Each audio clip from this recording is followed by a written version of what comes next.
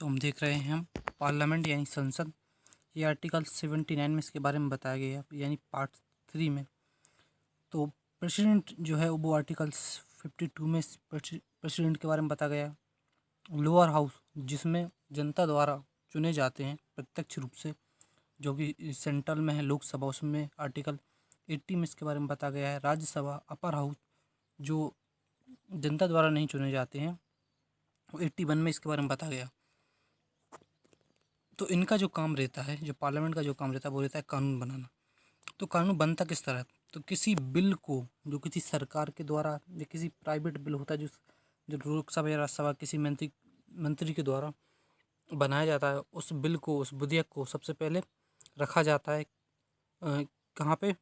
Parliament में। Parliament में पास होने के बाद वो जाता है राष्ट्रपति के पास। जब उसके सिग्नेचर हो जाते हैं तो वो एक कानून बन जाता है। जैसे कि आरटीआई जो बना था, इसका पहले बिल रखा गया था, पर ये 2005 में ये लागू हो गया था, बन गया था ये एक्ट।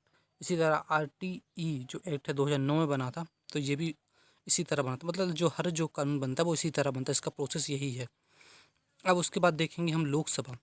तो जिस तरह सेंटर में लोकसभा काम करता है, उसी तरह जो हमारे स्टेट में क्या कौन काम करेगा? विधानसभा काम करेगा। तो तो जिस तरह दोनों में, क्योंकि एक से काम करते हैं तो सिमिलैरिटी होगी इनमें बहुत ज़्यादा। तो यहाँ पे देखिए, तो लोकसभा जो है वो लोअर हाउस होता है, यानी कि जनता द्वारा इसमें से चुने जाते हैं इसके मेंबर। ये प्रथम हाउस होता है, यानी कि दो हाउस होते हैं, लोकसभा और राज्यसभा। यहाँ पे होगा विधानसभा, और स्टेट में विधानसभा होगा और विधान परिषद। तो लोअर हाउस होता है, ये दोनों लोअर हाउस हो जाएंगे। उसके बाद ये पॉपुलर हाउस होता है। पॉपुलर हाउस यानी लोकप्रिय, क्योंकि लोगों द्वारा इसमें चुने जाते हैं, तो पॉपुलर हाउस हो जाएंगे। स्ट्रॉन्ग हाउस होता है।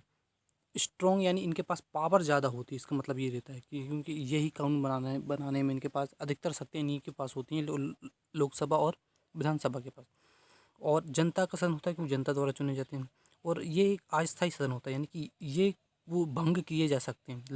लोकसभा जो है वो राष्ट्रपति के द्वारा, और जबकि विधानसभा जो है गवर्नर के द्वारा भंग की जा सकती है। इसकी एक साथ सभी सीटें खाली हो सकती हैं।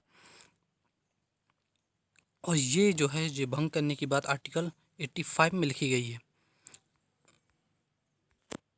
ठीक है, ऐसे ही देखो हम विधानसभा में होता है, बिल्कुल वैसे ही। लेकिन इसमें जो 89 प्लस वाला हमारा जो कॉन्सेप्ट था कि जो केंद्र के जो आर्टिकल है उसमें 89 प्लस कर दो तो ये आ जाता है, तो ऐसा इसमें नहीं होता है।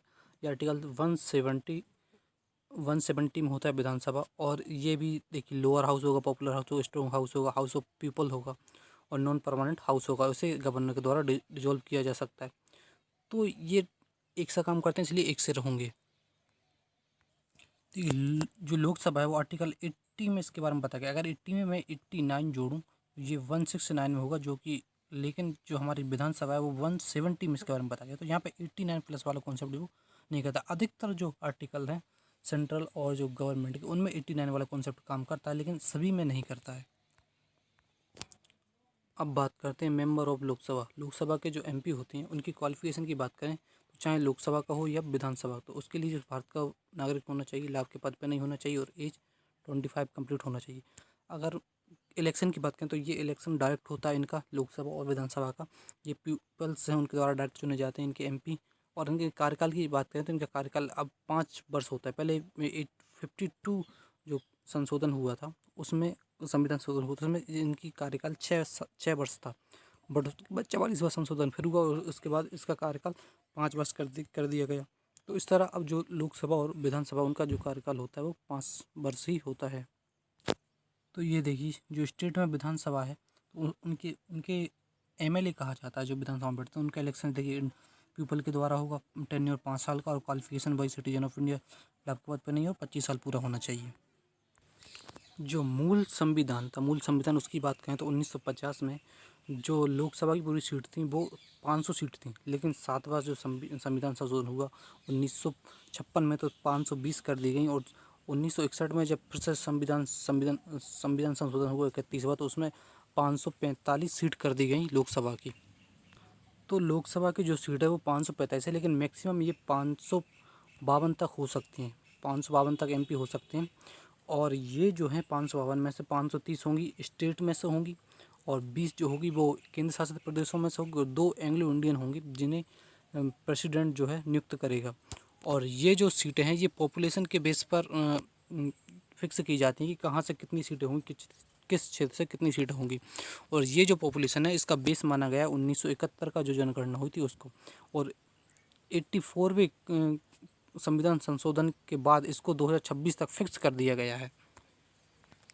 तो अगर बात करें विधानसभा की, तो विधानसभा जो है यहाँ पर थोड़ी सी अलग है। जो विधानसभा की जो मैक्सिमम सीट है वो 500 हो सकती हैं, 500 एमएलए किसी एक विधानसभा में। और इसकी जो मिनिमम सीट है वो 60 रखनी होंगी विधानसभा में। लेकिन इससे कुछ अपवाद भी हैं, जैसे पांडुचेरी में 30 हैं, सिक्किम में 32 हैं, गोवा में 40 हैं और मिजोरम में भी 40 हैं। तो राज्य की जो विधायिका होती है या विधानमंडल होती है, तो विधायिका होती है। विधायिका में 2 चीज़ें आती हैं, एक तो गवर्नर आता है और उसकी विधानमंडल आएगा। विधानमंडल के अंदर विधानसभा आएगी और विधान परिषद आएगा। तो लेकिन जो राज्य है उसमें सभी स्टेटों के पास विधान परिषद नहीं होता है, सिर्फ 7 स्टेटों के पास विधानसभा के साथ विधान परिषद भी है, जबकि बाकी 29 स्टेट्स और 2 यूनिट टेरिटरीज हैं जिनके पास सिर्फ विधानसभा है। तो 7 स्टेट वो कौन सी जिनके पास विधान परिषद भी है, तो वो होगा यूपी, बिहार, कर्नाटक, आंध्र प्रदेश, तेलंगाना, महाराष्ट्र, जम्मू कश्मीर, इनके पास अपनी विधान परिषद भी है। और जबकि ये 29 स्टेट और 2 यूनिट टेरिटरी दिल्ली और पांडुचेरी, इनके पास सिर्फ विधानसभा है। तो अगर स्टेट की बात करें तो जो प्रेजेंट में जो विधानसभा है उनमें सबसे ज़्यादा यूपी में सीटें हैं विधानसभा में। और जबकि मिनिमम सीट की बात करें तो सिक्किम में है सबसे कम। और उसके बाद यहाँ पे ये लिस्ट बनी हुई है। और ये अगर केंद्र शासित प्रदेशों की बात करें तो दिल्ली में जो सबसे ज़्यादा 70 एमएलए हैं और उसके बाद पांडुचेरी में 30 एमएलए हैं। जबकि हम लोकसभा की बात करें तो 545 में सीट होती हैं और मैक्सिमम 552 हो सकती है। तो अगर 545 होंगी तो 553 जो होंगी वो सीट कहाँ से आएंगी, स्टेट से और केंद्र शासित प्रदेश से। तो स्टेट से 530 आएंगी और जो हमारा केंद्र शासित प्रदेश होगा उसमें से 12 आएंगी, जबकि 2 होंगे एंग्लो इंडियन जिनको प्रेसिडेंट नॉमिनेट कर सकता है। तो ये यूटी से हमारे दिल्ली, पांडुचेरी, जितने भी यूटी हैं उनमें से 12 आएंगी और जो हमारे केंद्र स्टेट होंगी उनसे 530 आएंगी। तो सबसे ज़्यादा जो लोकसभा की सीट होंगी वो यूपी में से हैं। और यहाँ की अगर हम बात करें तो यहाँ यूटी में से दिल्ली से सबसे ज़्यादा हैं। अब मिनिमम की बात करें तो वहीं यहाँ पे वही है, सिक्किम है। यही जो थी वो कहाँ पे हमने देखी थी विधानसभा में देखी थी, जिनके जहाँ पे विधानसभा की सीटें ज़्यादा होंगी तो वहाँ पे लोकसभा में उसकी सीटें ज़्यादा होंगी। तो ठीक वैसे ही हमें सिनेरियो यहाँ पे देखने को मिल रहा है।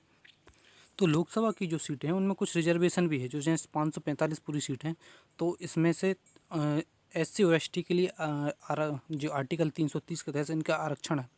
तो SC वाले जो 15% आएंगे यानी, और जो ST वाले हैं जो टोटल सीटें हैं लोकसभा की उसमें से 15% SC वालों की रिजर्व रहेंगी यानी 84, और ST वालों की 7.5 सीटें रिजर्व रहेंगी जो यानी कि 74 सीट रिजर्व होंगी। सबसे अधिक जो SC सीटें हैं वो कहाँ से आती हैं, यूपी में से आती हैं।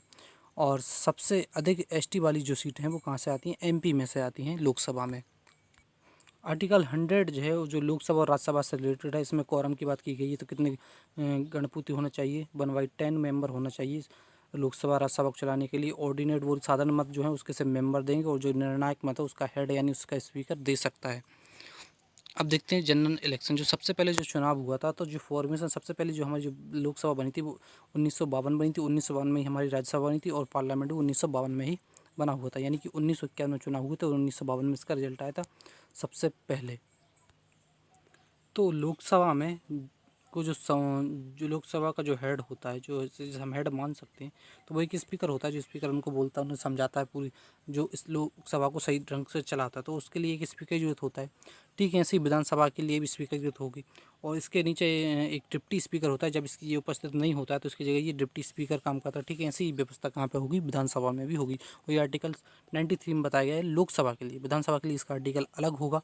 तो इनकी जो लोकसभा का स्पीकर और डिप्टी स्पीकर क्या उसकी क्या उससे रिलेटेड क्या क्या जानकारी है, वही जानकारी कहाँ पर विधानसभा में भी मिलेगी। तो इसलिए मेंबर ऑफ लोकसभा होना चाहिए, यानी वहाँ पर मेंबर ऑफ विधानसभा होना चाहिए। ओथ इसकी ज़रूरत नहीं होती है, ओथ इसको नहीं दिलाई, ओथ इसको दिलाई जाती है लोकसभा के मेंबर के रूप में। और जबकि स्पीकर के रूप में से औरत नहीं दिलाई जाती। ठीक वैसा ही ऐसी व्यवस्था कहाँ पर होगी, विधानसभा में होगी। रिजाइन ये स्पीकर रिजाइन देगा डिप्टी स्पीकर, और डिप्टी स्पीकर रिजाइन देगा स्पीकर को। टेन्योर इनका 5 साल का होगा। इलेक्शन इनका जो है वो ये निर्वाचित होंगे। इनका चयन जो है वो लोकसभा के मेंबर करते हैं, और इनकी मिनिमम एज 25 होती है, क्योंकि ये लोकसभा के मेंबर होते हैं। मैक्सिमम एज की कोई लिमिट नहीं। सैलरी इनको कॉन्स्टिट्यूएंट फंड यानी भारत की संचित निधि से मिलती है। तो ऐसा ही हमें कहाँ पे विधानसभा में भी देखने को मिलता है, जहाँ पे स्पीकर उसका डिप्टी स्पीकर होता है। आर्टिकल 178 हो, क्योंकि यहाँ पे 89 वाला कॉन्सेप्ट काम नहीं करता है। और मेंबर ऑफ, तो इसमें क्या होता है, इसके लिए क्वालिफिकेशन मेंबर ऑफ लोकसभा होना चाहिए, और इसकी होती नहीं। रिजाइन स्पीकर डिप्टी स्पीकर आपस में देंगे। टेन्योर इनका 5 साल का होगा। मिनिमम एज जो 25 साल होगी। मैक्सिमम एज की लिमिट नहीं है। और क्या सैलरी जो है वो कॉन्स्टिट्यूट भारत राज्य की संचित निधि से होगी। वहाँ पे केंद्र की संचित निधि से होता है। और चुनाव इसका जो टोटल मेंबर करेंगे लोकसभा के, इसमें एक परंपरा है चली जा रही है। ऐसा जरूरी नहीं है, लेकिन ऐसा होता आ रहा है, तो अभी तक भी हो रहा है। जो स्पीकर होता है वो रूलिंग पार्टी का होता है, जिसकी सरकार है। जबकि डिप्टी स्पीकर जो अपोजिट पार्टी होती है उसके बनाया जाता है। ये एक परंपरा है, जरूरी नहीं, ऐसा ना ही कहीं पे नियम है। ये सब एक परंपरा है जो चली आ रही है। अब बात करते हैं जो लोकसभा का स्पीकर होता है या विधानसभा का स्पीकर होता है, तो उसे हटाया भी जा सकता है। उसके लिए एक प्रक्रिया होती है। ऐसी प्रक्रिया जो केंद्र में होगी वही स्टेट में भी देखने को हमें मिलेगी। तो जो रिमूवल है, उसे अगर हटाना है तो इसे 14 दिन पहले इसे सूचना देनी पड़ेगी। और इसे सबसे पहले इसे जो इसका जो हटाने का जो बिल है उसे कहाँ रखना पड़ेगा, लोकसभा में। और वो इस पर इफेक्टिव मेजोरिटी से पास होना चाहिए। इसके बाद तो ये बात तो हुई इसको स्पीकर को हटाने की। लेकिन अगर स्पीकर रिजाइन दे दे या डेथ हो जाए, उसकी रिमूव हो जाए, तो उसकी जगह कौन काम करेगा, डिप्टी स्पीकर काम करेगा। तो ये लोकसभा है उसको, क्योंकि ये परमानेंट हाउस नहीं है, टेम्प्रेरी हाउस है, जैसे प्रेसिडेंट डिजोल्व कर सकता है। ऐसा ही हमें कहाँ देखने को मिलेगा, स्टेट में। वहाँ पर गवर्नर डिजोल्व कर सकता है। डिजोल्व करने के बाद यानी भंग करने के बाद फिर न्यू इलेक्शन होगा लोकसभा का। और लोकसभा का इलेक्शन होने के बाद उसका नई लोकसभा का फॉर्मेशन होगा। नई लोकसभा का फॉर्मेशन होगा तो तब तो, क्योंकि स्पीकर है उसका चुनाव हुआ नहीं होगा, तो स्पीकर का चुनाव करने तो, लेकिन सदन को चलाना है तो उसके लिए एक स्पीकर की जरूरत चाहिए। तो उसके लिए तत्कालीन स्पीकर का एक पद रहता है, जो कि सीनियर मोस्ट एमपी और न्यू लोकसभा का जो सीनियर मोस्ट एमपी होता है उसे तत्कालीन स्पीकर बना दिया जाता है। इसका अपॉइंटमेंट, रिमूव और रिजाइन ये सब कौन करवाता है, प्रेसिडेंट करवाता है। इसका टेन्योर कोई फिक्स नहीं रहता, क्योंकि ये सब टेम्परेरी बना होता है तत्कालीन। इसका काम तब तक रहता है जब तक कि ये चुनकर एक स्पीकर नहीं आ जाता है। तो इसके काम क्या क्या रहते हैं, इसके काम हम जिसे हम क्या कहते हैं, प्रोटेम स्पीकर कहते हैं। इसके काम रहते हैं नई लोकसभा के नए सांसदों को शपथ दिलाना, नई लोकसभा के नए स्पीकर का चुनाव करवाना, ये इसका काम रहते हैं। पहले स्पीकर जिनको हटाने के लिए नो कॉन्फिडेंस मोशन लाया गया था, यानी जिस स्पीकर को हटाने के लिए लाया गया था वो थे जीबी मावलंकर, लेकिन ये पास नहीं हो पाया था। तो अब हम देखते हैं विधानसभा में क्या होगा। तो विधानसभा को है वो डिजोल्व करता है गवर्नर। फिर इसके न्यू इलेक्शन होते हैं विधानसभा के, और फिर न्यू फॉर्मेशन बनते हैं। तब प्रोटेम स्पीकर तत्कालीन किसको बनाया जाएगा, senior most new MLA of, जो मोस्ट न्यू एमएलए होगा, मतलब जो सीनियर एमएलए होगा उसको प्रोटेम स्पीकर बना देंगे। और इसको अपॉइंटमेंट, रिमूव, रिजाइन और सब कौन करवाएगा, गवर्नर करवाएगा। इसको काम क्या रहेगा, इसका काम रहेगा नई जो एमएलए उनको शपथ दिलाना, उनके बाद नए स्पीकर का चुनाव करवाना। तो स्पीकर को हटाने की जो हमने बात की उसमें बात की इफेक्टिव मेजोरिटी। इफेक्टिव मेजोरिटी का मतलब ये रहता है कि जो प्रेजेंट मेंबर हैं, जैसे टोटल मेंबर 260 हैं और प्रेजेंट सिर्फ 250 हैं, तो उनका आधा यानी कि एक इनके आधे से एक ज़्यादा का बहुमत होना चाहिए। तो वो रहता है क्या, इफेक्टिव मेजोरिटी।